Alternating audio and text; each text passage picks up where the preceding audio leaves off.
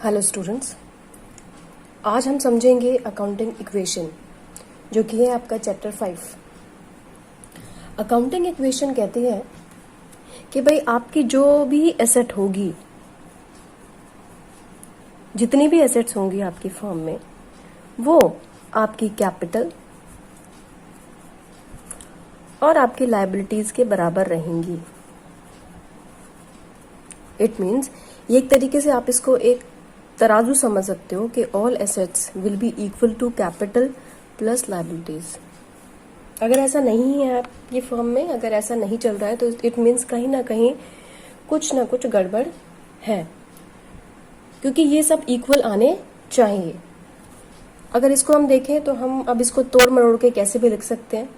जैसे अगर हमें कैपिटल फाइंड आउट करनी है तो हम लिख सकते हैं कि भाई लायबिलिटीज में से आप माइनस कर दोगे एसेट्स, है ना।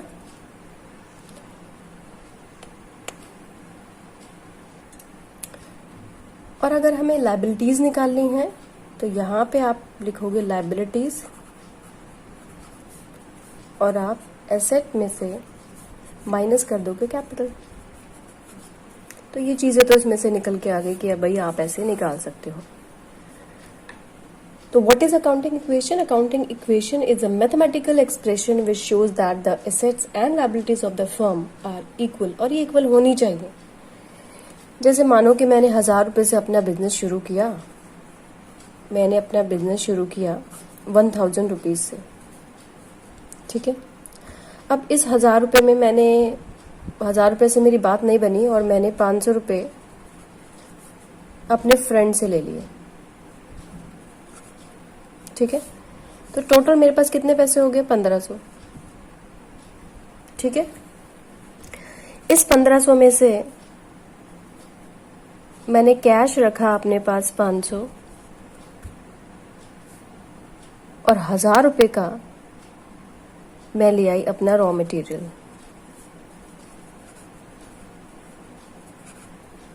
ठीक है। तो अब आप ये देखो कि ये मेरी कैपिटल है, ये मेरी उधारी है। उधारी मीन्स लायबिलिटी होती है। तो अगर कैपिटल में लायबिलिटी में ऐड कर दूं, इट मीन्स 1000 प्लस 500 मैं इसमें ऐड करूं, तो वो किसके बराबर होना चाहिए? जो मैंने सामान खरीदा है और जो मेरे पास कैश बचा हुआ है, ठीक है। इट मीन्स कैश इज 500 अभी है मेरे पास, और रॉ मटेरियल मीन्स स्टॉक, इसे हम कहते हैं रॉ मटेरियल 1000। अब आप यहां देखें तो यहां देखो आपको इक्वेशन बराबर नजर आएगी, बराबर है ना, और ये बराबर होना चाहिए। तो ये है हमारी लायबिलिटी साइड, जिसको हम कहेंगे capital plus liability, and this is our asset side. ये हमारी एसेट्स हैं जो हमारे पास हैं अब इस वक्त अवेलेबल। क्या चीज है हमारे पास? हमारा रॉ मटेरियल हमारी एसेट में काउंट होता है, जो कि स्टॉक है, और कैश भी हमारी एसेट है, ठीक है, जिसको हम करंट एसेट्स कहते हैं। लास्ट वीडियो में हमने अकाउंटिंग टर्म सीखा था, जिसमें हमने ये सारी टर्म भी समझी थी, ठीक है। अगर आपको कोई टर्म इसमें समझ में नहीं आ रही है, जैसे एसेट, कैपिटल, लायबिलिटी, तो आप लास्ट वीडियो देखो और लास्ट वीडियो से आपको एक एक टर्म अच्छे से समझ में आ जाएगी। तो ये है हमारी अकाउंटिंग इक्वेशन, जो कि ये कहती है कि भाई आपकी एसेट बराबर होनी चाहिए आपकी कैपिटल प्लस लायबिलिटी के, और यही होना भी चाहिए। अगर ऐसा नहीं है तो इट मीन्स कहीं ना कहीं हमने कुछ गड़बड़ की है, यानी कि कोई ना कोई प्रॉब्लम है, तभी हमारी इक्वेशन जो है वो बराबर नहीं आ रही है। ये अकाउंटिंग इक्वेशन आपकी बेस्ड है ड्यूअल एस्पेक्ट कॉन्सेप्ट पे, जो ये कहता है कि किसी भी ट्रांजैक्शन का जो इफेक्ट है वो सेकंड इफेक्ट जरूर होगा। मीन्स आपने कोई भी चीज खरीदारी की है तो उसका इफेक्ट जो होगा वो डबल इफेक्ट होगा।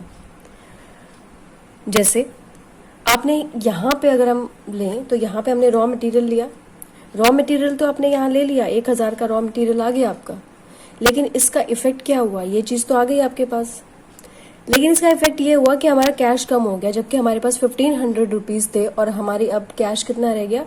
500। तो इसका इफेक्ट, इसको खरीदने का इफेक्ट ये हुआ कि हमारा कैश जो है वो कम हो गया, है ना, इफेक्ट हुआ ना। इसी को हम कहते हैं ड्यूअल एस्पेक्ट कॉन्सेप्ट, यानी कि डबल एंट्री सिस्टम। ये डबल एंट्री है, आपका जो भी ट्रांजैक्शन होगी उसका इफेक्ट दूसरी जगह जरूर होगा। ठीक है, अब ये इफेक्ट कैसे हो सकता है? इफेक्ट्स की अगर हम बात करें तो इफेक्ट्स किसके कारण आया है? ये है हमारा ड्यूअल एस्पेक्ट कॉन्सेप्ट है, ये हमारा अकाउंटिंग का, जिसको हम पहले पढ़ चुके हैं। तो ये कहता है कि भाई यहां पे अगर कुछ एक्शन हुआ है तो रिएक्शन जरूर हुआ होगा, यानी कि दूसरी जगह इसका फर्क पड़ा है। ठीक है, अब ये इफेक्ट जो है, इफेक्ट हो सकता है एक ही आइटम पे इफेक्ट पड़े, ट्रांजैक्शन अफेक्टिंग 2 आइटम, और transaction affecting more than 2 item, it may be 3, right. तो अब ये कैसे फर्क पड़ सकता है? यहां देखो, यहां जो हमने चीज देखी है, यहां पे 2 आइटम पे फर्क पड़ा है। एक हमारा कैश है, एक रॉ मटेरियल है। पहले हमारे पास 1500 ही थे, है ना। यहां पे 2 आइटम पे फर्क पड़ा है, लेकिन अब 3 आइटम पे कैसे फर्क पड़ सकता था? अगर मैं एग्जाम्पल लूं कि भाई मेरे पास कैपिटल तो है, कैपिटल प्लस लाइबिलिटी मेरे पास है 1500, और कैश मेरे पास स्टार्टिंग में अवेलेबल था 1500, जो कि यही था। लेकिन यहां पे अगर रॉ मटेरियल मैंने खरीदा, परचेज्ड, यहां देखो आप ध्यान से समझना, परचेज रॉ मटेरियल मैंने खरीदा 1500, तो मैंने कैश खरीदा, और 500 मैंने खरीदा क्रेडिट। अगर मैंने ऐसे किया है कि भाई रॉ मटेरियल मैंने 500 का तो कैश खरीदा, और रॉ मटेरियल 500 का मैंने क्रेडिट पे यानी कि उधारी पे मैंने खरीदा है, तो उस केस में क्या होगा? तो यहां पे अगर हम अकाउंटिंग इक्वेशन को समझें तो कैपिटल हमारी है 1000, 500 है हमारे लायबिलिटीज, और कैश हमारे पास यहाँ पे टोटल हो गया 1500। तो ये है फर्स्ट पॉइंट। सेकंड पॉइंट में अगर हम देखें, सेकंड पॉइंट में हमें इसको एडजस्ट करना है कि भाई रॉ मटेरियल खरीदा 500 और हमने 500 का क्रेडिट खरीदा रॉ मटेरियल। तो इस केस में जब हम रॉ मटेरियल खरीदेंगे, रॉ मटेरियल जब हम उधारी पे खरीदेंगे तो हमारी उधारी बढ़ गई ना। देखो यहाँ पे 500 क्रेडिट, उधारी बढ़ गई हमारी। तो उधारी बढ़ गई है, कितने से बढ़ गई है? 500 से बढ़ गई है। तो यहाँ पे आप 500 लिखोगे और इसके ऊपर लिखोगे हमारे क्रेडिटर्स बढ़ गए हैं, जिनसे हमने अपना उधार माल खरीदा। तो इस इक्वेशन में यहाँ पे इस साइड भी फर्क पड़ रहा है, लेकिन यहाँ पे सिर्फ कैश खरीदने पर लायबिलिटी साइड में कोई फर्क नहीं पड़ रहा था। ठीक है, इस केस में फर्क पड़ रहा है क्योंकि हमने उधारी पे खरीदा है, इसलिए उधारी हमारी और बढ़ गई है।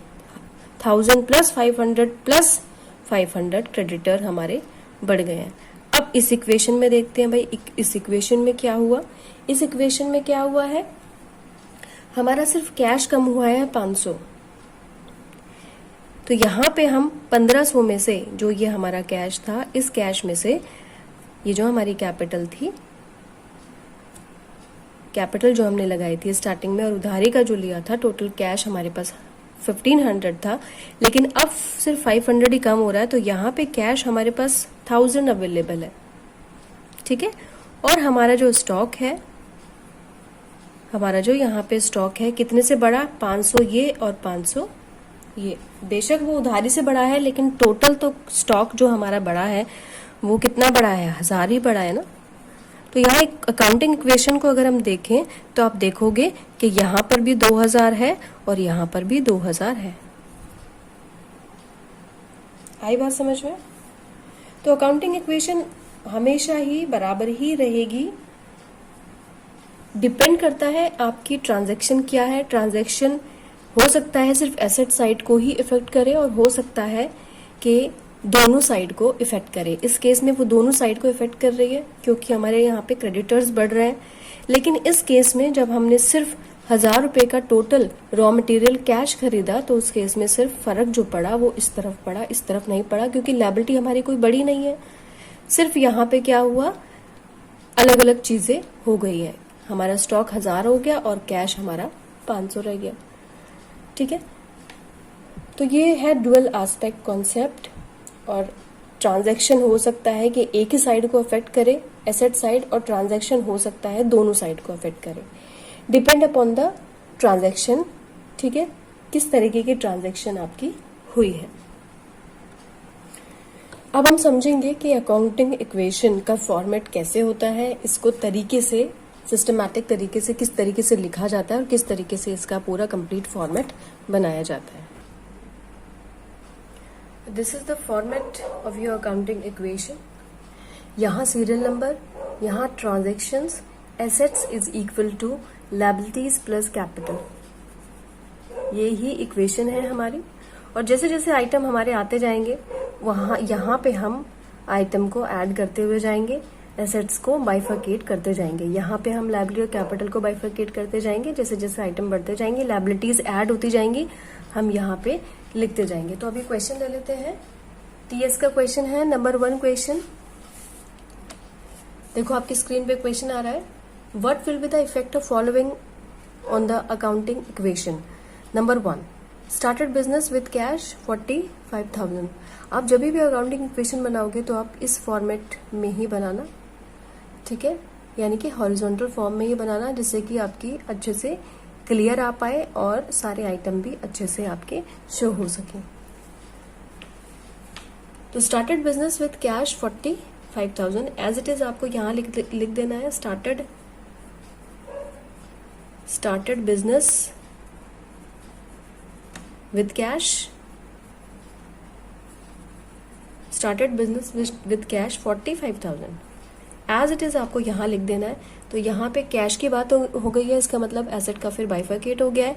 तो यहाँ पे आप कैश शो करोगे, कैश हो गया 45,000। और यहाँ पे हमारी जो कैपिटल है वो है, लायबिलिटी कुछ नहीं है, कैपिटल आ गई है 45,000। कैपिटल को यहाँ, लायबिलिटी को यहाँ भी लिख सकते हो, इट डजेंट मैटर। ओके, अब दूसरी ट्रांजैक्शन की बात करें हम, तो दूसरी ट्रांजैक्शन, जब पहली ट्रांजैक्शन स्टार्टेड बिजनेस वाली आ जाती है तो उस केस में दूसरी ट्रांजैक्शन आपको उसमें दिखानी है, उसके बाद ही आपकी नई इक्वेशन आएगी। ठीक है, second transaction is open the bank account with cash deposit 4500। तो open the bank account, opened bank account, ठीक है, विद डिपॉजिट 4500। अब इसमें भी वो कहता है कि भाई इसका क्या इफेक्ट है, अगर हम बैंक अकाउंट खोलें और उसके अंदर 4500 हम अमाउंट डाल दें तो उसका इफेक्ट क्या होगा। उसका इफेक्ट ये होगा कि यहाँ पे आपको बैंक एक कॉलम बनाना है और यहाँ पे 4500 आपको पुट कर देना है। ठीक है, यहाँ पे आपको बैंक अकाउंट में 4500 डाल देना है। इट मीन्स आपका कैश क्या हो गया, कम हो गया। पहले टोटल कैश आपके पास था 4500, अब आपके पास इतना कैश नहीं बचा है ना। तभी तो हमारी इक्वेशन बराबर हो पाएंगी। इट मीन्स यहाँ से लेस करो और यहाँ पे ऐड कर दो। तो यहाँ से लेस किया 4500, तो ये आ गया आपका कैश 40,500। यहाँ से हमने माइनस करना है 4500, यहाँ से माइनस करना है, तो यहाँ माइनस आपको शो करना पड़ेगा, माइनस, और यहाँ पे आपको प्लस शो करना है। ठीक है, 4500, इसको मैं फिर से लिख देती हूँ, 4500 माइनस यहाँ से और ऐड यहाँ पे। आई बात समझ में। तो कैश हमारा कम हो गया 4500 से और बैंक हमारा बढ़ गया 4500 से। इस तरफ कोई भी इस चीज का फर्क नहीं पड़ा है, 45,000 का 45,000 ही रहेगा। ठीक है, नई इक्वेशन देखते हैं। नई इक्वेशन अब हमारी क्या होगी, तो आपको यहाँ पे एक लाइन लगानी होगी।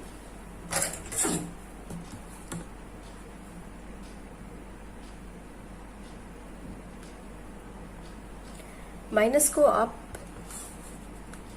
शो कर सकते हो ब्रैकेट में, इसका मतलब भी यही होता है कि ये माइनस में है।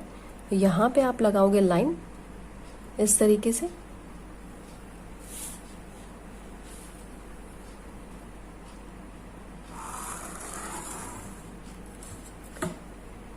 Now your new equation will come, और आपको यहां लिखना है न्यू इक्वेशन, न्यू इक्वेशन, ठीक है। यहां पे लिखना है आपको न्यू इक्वेशन, और न्यू इक्वेशन हमारी क्या आएगी, अब जो भी हमारी सिचुएशन यहां पे आ गई है वही हमारी न्यू इक्वेशन है। क्या न्यू इक्वेशन है भाई? न्यू इक्वेशन ये कहती है कैश में से 4500 माइनस कर दो आप। क्यों? क्योंकि इतना हमने कहाँ डाल दिया, बैंक में डाल दिया, तो आपका यहाँ पे आ जाएगा 40,500। हमारा अब कैश रह गया 40,500 और बैंक हमारा हो गया 4500, which is equal to our capital 45,000। Liabilities अब हमारी कोई भी फिलहाल नहीं है, ठीक है। तो न्यू इक्वेशन ये कहती है कि अब ये कंडीशन हमारी हो गई है। थर्ड पॉइंट में क्या कह रहा है, bought goods from MS Sun and Company for 11,200। Bought goods from MS Sun and Company for 11,200। इस केस में कैश की कहीं बात नहीं हुई, इसका मतलब क्रेडिट पे ही सामान हमने खरीदा है। तो थर्ड पॉइंट आप यहाँ नंबर डालोगे, फिर लिखोगे बॉट गुड्स, जो भी लिखा हुआ है वो आपको एज इट इज यहाँ लिखना होगा। Bought goods from MS Sun,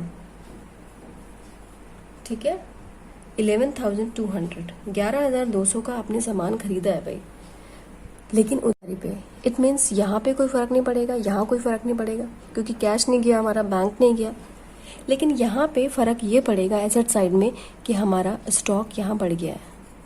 तो इस ट्रांजैक्शन का इफेक्ट ये है कि यहाँ पे हमारा जो स्टॉक है वो बढ़ गया है 11,200 से। अब इस इक्वेशन को बराबर करने के लिए हमें क्या करना पड़ेगा, तो यहाँ पर तो 11,200 बढ़ गया, यहाँ क्या करें हम, यहाँ पे हम अपने बढ़ाने पड़ेंगे हमें क्रेडिटर्स। तो यहाँ क्रेडिटर का कॉलम आप बनाओगे, क्रेडिटर, और यहाँ पे क्रेडिटर हमारे बढ़ गए हैं 11,200 से। आई बात समझ में? ठीक है। तो इस ट्रांजैक्शन का इफेक्ट ये है, यहाँ स्टॉक बढ़ा, यहाँ क्रेडिटर हमारे बढ़ गए। देन अब हमारी आएगी क्या, न्यू इक्वेशन। अब आपकी न्यू इक्वेशन आएगी, और न्यू इक्वेशन क्या कहती है, न्यू इक्वेशन कहती है कि भाई न्यू इक्वेशन कि हमारे पास 40,500 कैश है प्लस 4,500 हमारे पास बैंक में है और 11,200 का हमारे पास स्टॉक है। यहाँ पे क्रेडिटर हमारा 11,200 है और हमारी जो कैपिटल है वो है 45,000। तो इसको और इसको, इन सबको अगर हम प्लस करें तो वो इस लायबिलिटी के प्लस कैपिटल के बराबर आना चाहिए, और जो कि हमारा आ रहा है। तो this will be the final equation, final accounting equation, और आपको ये इस तरीके से बनाना है। This will be your answer कि भाई कैश हमारे पास अब इतना है, बैंक इतना है और स्टॉक इतना है। आई बात समझ में? तो इस तरीके से अकाउंटिंग इक्वेशंस बनाई जाती हैं। अब कुछ इम्पॉर्टेंट टर्म्स हैं अकाउंटेंसी में, आपकी अकाउंटिंग इक्वेशन में, जिसमें बच्चे कंफ्यूज हो जाते हैं कि किस तरीके से ये हमें करना है। वो है outstanding expenses, prepaid expenses, accrued income और अनअर्न इनकम, जिनको हम कहते हैं इनकम रिसीव्ड इन एडवांस। तो समझते हैं कि आउटस्टैंडिंग एक्सपेंसेस को कैसे ट्रीट किया जाएगा अकाउंटिंग इक्वेशन में। आउटस्टैंडिंग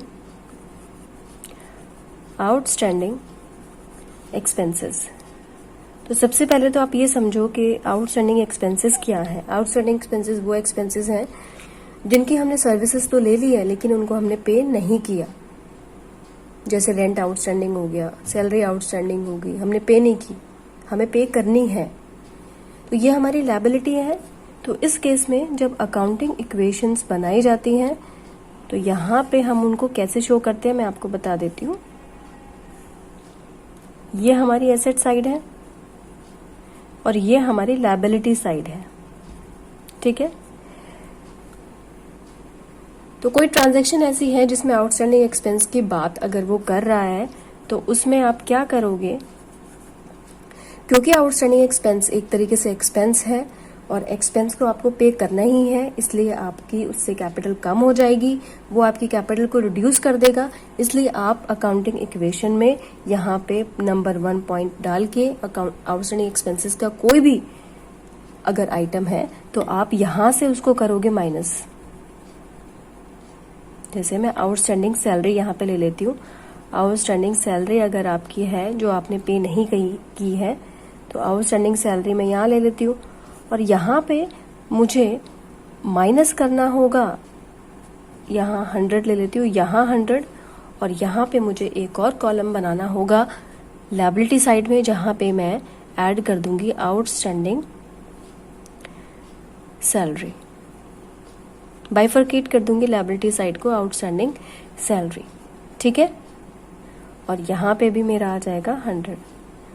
इस साइड कोई भी फर्क नहीं पड़ेगा, आउटस्टैंडिंग सैलरी यहाँ बढ़ गई, अलग से कॉलम इसका बनाना हमें पड़ेगा आउटस्टैंडिंग सैलरी और यहाँ से कैपिटल हमें माइनस करना पड़ेगा। आई बात समझ में? तो यहाँ माइनस और यहाँ प्लस, ठीक है। ऐसा साइड पे इसका कोई फर्क नहीं पड़ेगा। दूसरा पॉइंट देखो आप, प्रीपेड एक्सपेंसेस। प्रीपेड एक्सपेंसेस वो एक्सपेंसेस होते हैं कि आपने सर्विसेज तो ली नहीं है लेकिन आपने पे पहले ही कर दिया, ठीक है। जैसे प्रीपेड रेंट हो गया आपका, प्रीपेड रेंट। तो जब भी ऐसे होता है कि प्रीपेड एक्सपेंसेस आप पहले ही पे कर देते हो तो वो आपकी एसेट बन जाती है, ठीक है, और उसको एसेट साइड में ही शो किया जाता है। तो इसको हम कैसे ट्रीट करेंगे प्रीपेड एक्सपेंसेस को? प्रीपेड एक्सपेंसेस को हम ऐसे ट्रीट करेंगे, ये एसेट है हमारी, यहाँ हमारी लायबिलिटी प्लस कैपिटल है। तो इस केस में आपके ट्रांजैक्शन नंबर यहाँ डाल के हम यहाँ पे लिखेंगे प्रीपेड रेंट ले लेते हैं। प्रीपेड रेंट मानो कि 200 है यहाँ पे हमारा प्रीपेड रेंट, तो प्रीपेड रेंट 200 है। तो क्योंकि ये हमारी एसेट बन जाती है इसलिए आप यहाँ पे लिखोगे प्रीपेड रेंट, एक कॉलम यहाँ बना दोगे अलग से क्योंकि आपकी एसेट है और इसको हमने एसेट के कॉलम में डाल दिया है, प्लस यहाँ आपका है कैश और कैश आपका क्या हो जाएगा, कम, ठीक है। आपने पहले ही पे कर दिया, कैश कम हुआ और अलग से हमारी ये क्या बन गई, एसेट बन गई है।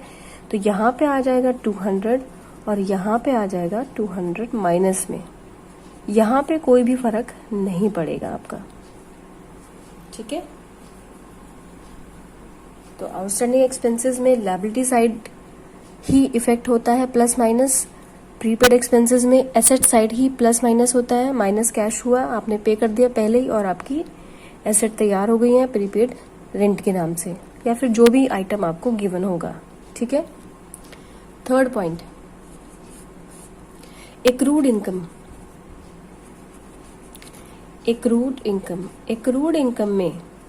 एक्रूड इनकम वो इनकम हमारी होती है जिसकी सर्विसेज हमने दे दी हैं लेकिन हमें अभी रिसीव्ड नहीं हुई है, कैश हमें उसका रिसीव नहीं हुआ है, हमें अभी उसका जो इनकम है प्राप्त नहीं हुई है लेकिन हमने सर्विसेज दे दी है, ठीक है।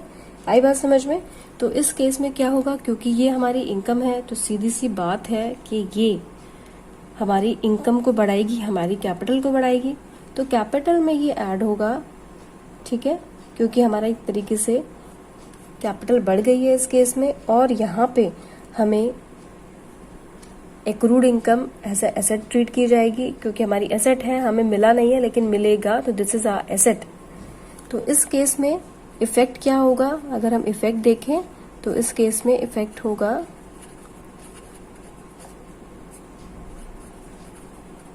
आपको क्या करना पड़ेगा, एक्रूड इनकम का, कोई भी एक्रूड इनकम अगर होती है तो एक्रूड इनकम में आपको कॉलम बनाना होगा यहाँ पे अलग से।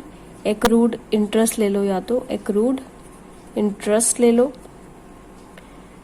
जैसे मैं मान लेती हूँ एक्रूड इनकम मेरी 100 रुपीज है तो 100 यहाँ पे आप बढ़ाओगे, कॉलम बना दोगे एक्रूड इंटरेस्ट का, और क्योंकि कैपिटल भी बढ़ गई है इसलिए यहाँ पे आप 100 बढ़ा दोगे। तो अकाउंटिंग इक्वेशन सेम है, यहाँ पे भी 100 बढ़ा, यहाँ बढ़ा, तो दोनों का टोटल भी सेम ही होगा। अकाउंटिंग इक्वेशन हमारी एकदम ठीक है, करेक्ट है। फोर्थ पॉइंट एक्रूड इनकम हो गया हमारा। अब आता है अनअर्न इनकम। अनअर्न इनकम जिसको हम कहते हैं income received in advance. Income received in advance, इस केस में हम क्या करते हैं, इनकम रिसीव्ड एडवांस में इसका मतलब ये है कि हमें इनकम पहले ही मिल गई है, हमने सर्विसेज दी नहीं है, तो that means it is a liability to pay. तो इस केस में आपको क्या करना पड़ेगा, अब ये हमारी लायबिलिटी बन गई है लेकिन पैसा हमें पहले ही इसका मिल गया है। तो पैसा अगर हमें पहले ही मिल गया है तो कैश का कॉलम यहाँ पे हम बनाएंगे, और अगर यहाँ पे मैं 100 मान के चलूँ कि भाई ये 100 है, यहाँ पे दो इफेक्ट हुए हैं। एक तो कैश हमारा बढ़ गया है, इनकम हमें पहले ही मिल गई है, और हमारी लायबिलिटी भी क्रिएट हो गई है क्योंकि हमें कैश पहले ही मिल गया है और हमने सर्विस अभी प्रोवाइड नहीं की है। तो दिस इज़ अनअर्न इनकम और इनकम रिसीव इन एडवांस का ये ट्रीटमेंट है। तो हमने 4 ट्रीटमेंट देखे, outstanding expenses, prepaid expenses, accrued income और अनअर्न इनकम। तो आई होप आपको ये समझ में आया होगा पूरा कॉन्सेप्ट, क्योंकि ये कॉन्सेप्ट बहुत इंपॉर्टेंट है, इसमें ही बच्चे कंफ्यूज होते हैं। आउटस्टैंडिंग, प्रीपेड, एक्रूड और अनअर्न इनकम, इससे रिलेटेड कोई भी अगर आपको कोई भी अगर प्रॉब्लम आती है तो कमेंट बॉक्स में मेरे से पूछ सकते हो आप। Thank you very much.